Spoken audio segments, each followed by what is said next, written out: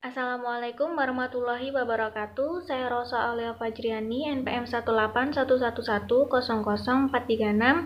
Di sini saya akan menyampaikan materi pertama yaitu IPS, kegiatan ekonomi. Jadi, kegiatan ekonomi adalah sesuatu yang dilakukan manusia untuk memenuhi kebutuhan hidupnya. Kegiatan ekonomi itu meliputi 3 kegiatan. Yang pertama, kegiatan produksi, yang kedua, kegiatan distribusi, dan yang ketiga, kegiatan konsumsi. Jadi, kegiatan produksi adalah aktivitas yang menghasilkan barang atau jasa untuk memenuhi kebutuhan konsumen. Lalu, kegiatan distribusi adalah aktivitas yang menyalurkan barang atau jasa dari produsen ke konsumen agar barang dapat tersebar luas ke masyarakat yang membutuhkannya.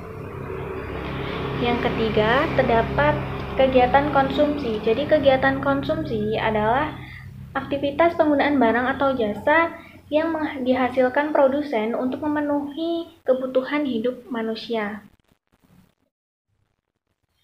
Contohnya, terdapat beras yang telah diproduksi oleh pabrik, lalu disalurkan atau disampaikan ke distribusi atau toko-toko, lalu dari toko disampaikan ke konsumen.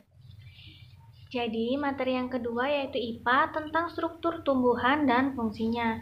Di sini terdapat akar. Jadi, akar merupakan bagian pokok di samping batang dan daun bagi tumbuhan yang tubuhnya telah merupakan kormus. Akar merupakan organ tumbuhan yang memiliki fungsi menyerap air dan garam-garam mineral zat hara dari dalam tanah, menunjang dan memperkokoh berdirinya tumbuhan di tempat hidupnya sebagai alat pernapasan dan sebagai tempat cadangan makanan. Batang itu berfungsi untuk menyalurkan air dan garam mineral dari akar menuju daun dan menyalurkan zat makanan dari hasil fotosintesis dari daun ke seluruh bagian tubuh tumbuhan yang lainnya. Lalu, sebagai tempat melekatnya daun, bunga, dan biji agar mudah terkena cahaya matahari dan mudah terjadi penyerbukan serta penyebaran buah dan biji. Batang juga dapat berfungsi untuk membantu pernafasan karena oksigen dapat masuk melalui lentisel. Daun pada tumbuhan mempunyai fungsi yaitu pengambilan zat-zat makanan terutama berupa zat gas CO2, pengolahan zat-zat makanan, penguapan air, dan sebagai alat pernafasan. Lalu yang keempat, terdapat bunga. Di sini bunga merupakan struktur tumbuhan yang terakhir yang berperan sebagai organ reproduksi pada tanaman. Jadi bagian pada bunga terdiri dari kelopak, mahkota, benang sari, dan putik. Setelah putik menerima serbuk sari, nantinya akan tumbuh buah dari bakal biji. Materi yang ketiga yaitu pendidikan agama Islam. Di sini kita akan belajar tentang rukun Islam. Pasti kalian sudah tahu tentang rukun Islam. Jadi, sebagai umat muslim, kita harus tahu apa saja rukun Islam. Jadi, rukun Islam adalah 5 tindakan dasar dalam Islam yang dianggap sebagai pondasi wajib bagi orang-orang yang beriman.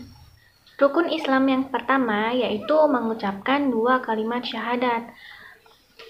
Jadi, rukun Islam yang pertama adalah mengucapkan 2 kalimat syahadat wajib hukumnya bagi seseorang yang ingin menjadi muslim. Yang kedua, mendirikan sholat. Jadi, setelah menjadi seorang muslim, tentu harus mengerjakan rukun Islam yang kedua. Sholat wajib disebut juga sebagai sholat 5 waktu. Yang pertama, sholat subuh. Yang kedua, sholat zuhur. Lalu, sholat asar dan sholat maghrib. Lalu yang terakhir sholat isya. Yang ketiga yaitu berpuasa di bulan Ramadan.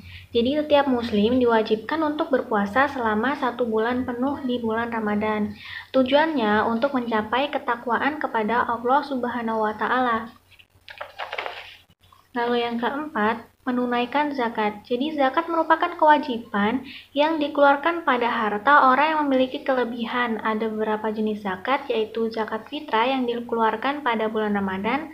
Ada juga zakat mal, yaitu yang dikeluarkan berdasarkan hasil niaga atau penghasilan. Dan yang terakhir, pergi haji bagi yang mampu. Pergi haji ke Mekah adalah kewajiban umat muslim yang mampu secara fisik dan finansial. Pergi haji wajibnya dilakukan 1 kali seumur hidup. Lalu materi yang keempat yaitu PPKN. Di sini saya akan menjelaskan tentang makna lambang Pancasila. Lambang bintang emas dengan perisai berlatar belakang hitam ini dijadikan sebagai sila pertama dalam Pancasila yang berbunyi Ketuhanan Yang Maha Esa. Pada bintang berwarna kuning bersudut 5, bintang diartikan sebagai sebuah cahaya seperti Tuhan yang menjadi cahaya kerohanian bagi setiap manusia. Lalu yang kedua, terdapat rantai lambang. Jadi rantai berwarna kuning ini berlatar belakang warna merah, dijadikan sebagai dasar kemanusiaan yang adil dan beradab. Pada lambang rantai disusun atas gelang-gelang kecil dengan jumlah 17 gelang dan saling menyambung, di mana itu menandakan hubungan manusia yang satu dengan yang lain dan saling membantu. Gelang yang berbentuk persegi menggambarkan pria, sementara gelang yang berbentuk lingkaran menggambarkan wanita. Yang ketiga, ini ada pohon beringin. Jadi pohon beringin ini melambangkan sebagai tempat berteduh dan berlindung pada Pancasila. Pohon beringin dijadikan sebagai dasar sila ketiga yang berbunyi Persatuan Indonesia, di mana mencerminkan kesatuan dan kesatuan Indonesia. Pohon beringin ini merupakan pohon di Indonesia yang memiliki akar tunjang. Jadi sebuah akar tunggal panjang yang menunjang pohon yang besar ini dengan tumbuh sangat dalam ke dalam tanah. Pohon beringin ini memiliki banyak akar yang menggantung dari ranting-rantingnya. Yang keempat adalah kepala banteng. Jadi kepala banteng dijadikan sebagai dasar pada sila keempat Pancasila yang berbunyi kerakyatan yang dipimpin oleh hikmah kebijaksanaan dalam permusyawaratan perwakilan. Jadi banteng merupakan binatang yang suka berkumpul sama seperti manusia dalam pengambilan keputusan. Harus dilakukan secara musyawarah. Salah satunya dengan berkumpul dan diskusi. Yang selanjutnya ada padi dan kapas.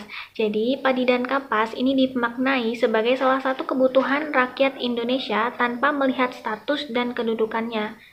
Padi dan kapas ini mencerminkan pangan dan sandang. Ini menandakan tidak adanya kesenjangan antara satu dengan yang lain pada Pancasila. Padi dan kapas dijadikan sebagai dasar kelima berbunyi keadilan sosial bagi seluruh rakyat Indonesia. Materi yang kelima yaitu pelajaran matematika. Di sini saya akan mengajarkan kalian perkalian dengan jari, supaya kalian dapat menghitung cepat. Contohnya 9 kali 7. Jadi kalian bisa tulis 1, 2, 3, 4, 5, 6, 7, 8, 9, 10. Kalian bisa menghitung 9 kali 7. Jadi 7-nya yang dilipat. Ini 7. Jadi 9 kali 7 hasilnya 1, 2, 3, 4, 5, 6, 1, 2, 3. Jadi 9 kali 7 hasilnya 63. 7 ini sebagai acuan atau pembatas. Contoh yang kedua yaitu 9 kali 8. Jadi 8 adalah acuannya. 1, 2, 3, 4, 5, 6, 7, 8. Jadi yang kita lipat adalah yang ke-8. Di sini kita harus menghitung yang berdiri. 1, 2, 3, 4, 5, 6, 7. 1, 2. Jadi 9 kali 8 hasilnya 72. Itu saja yang bisa saya sampaikan, kurang lebihnya mohon maaf apabila ada kesalahan. Saya akhiri, wassalamualaikum warahmatullahi wabarakatuh.